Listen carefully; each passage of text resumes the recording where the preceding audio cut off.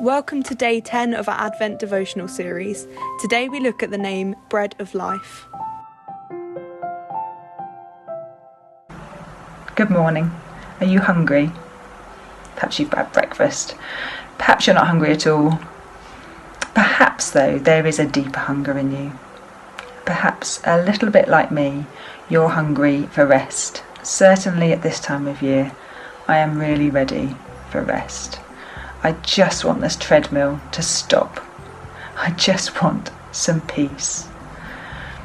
Perhaps some of you are hungry for other things. Perhaps the last year has been so hard and there is a hunger, a loneliness, a yearning for depth in relationship, in companionship, for human touch. This hunger and longing inside. Perhaps some of us are longing for change, for a new job, for a new circumstance. But whatever our longing is, our hunger is inside, Jesus is the answer.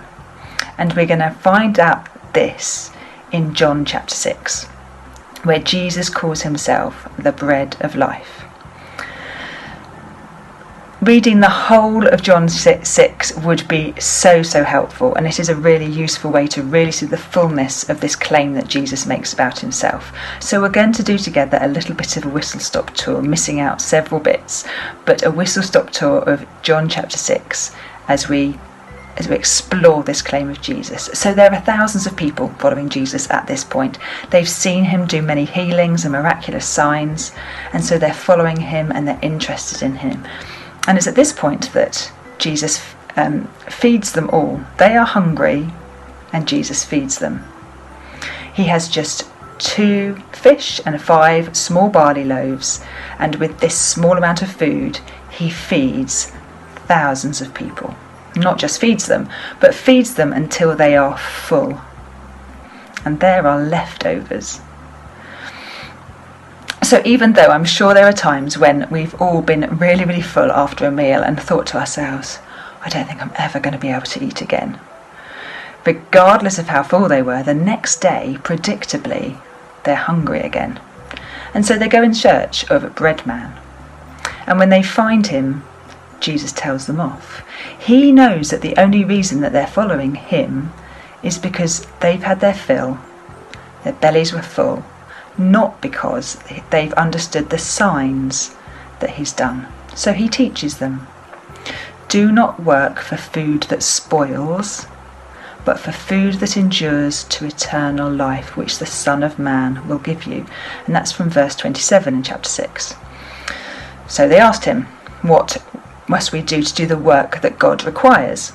To which he replied, the work of God is to believe in the one that he sent. So Jesus is saying that to have eternal life, not just a full belly, they must believe in him, acknowledge him as the Son of God, the Messiah, something which all the signs that he's been doing have been pointing to. But they want more. Give us a sign, they say, hoping for more food in their bellies. And what Jesus says next is pretty shocking. He says that he is the bread of life. He himself is the sustainer of life. Essentially, he's God. And what comes next is even more shocking. In verses 49 to 51, he says the following. Your forefathers ate the manna in the desert, yet they died. But here is the bread that comes down from heaven, which a man may eat and not die. I am the living bread that came down from heaven. If anyone eats of this bread, he will live forever. This bread is my flesh, which I will give for the life of the world. Now, if you've come to Jesus with an empty belly, hoping for breakfast, this is pretty shocking. Eat me, he is saying. And that is too much for many people. Jesus is claiming to be God, claiming to give eternal life, and he's saying people need to eat him.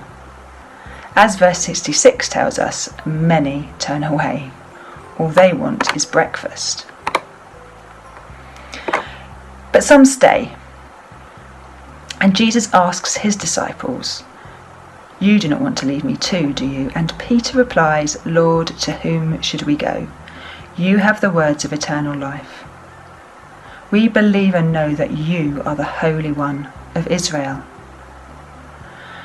And there Peter nails it. What Jesus has been saying. He is the Holy One of God, the Messiah, and he has even told them that he will give his own flesh for the life of the world. Peter knew that Jesus gave eternal life, not just as an abstract idea, not just about living and breathing in and out with our breath and filling our tummies, but real life, eternal life. It's not just about what happens when we die, it's about our fullness of life right now. It's more abundant, more satisfying than life as we know it, just existing and breathing.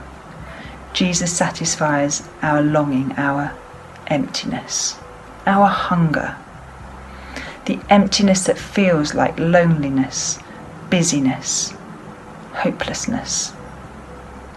No earthly thing can satisfy those longings. We might be full for a moment, but sooner or later the hunger builds up again. So today let us eat of Jesus. Let us satisfy ourselves with all that he has given us. Let us chew on his word as we rest in his presence.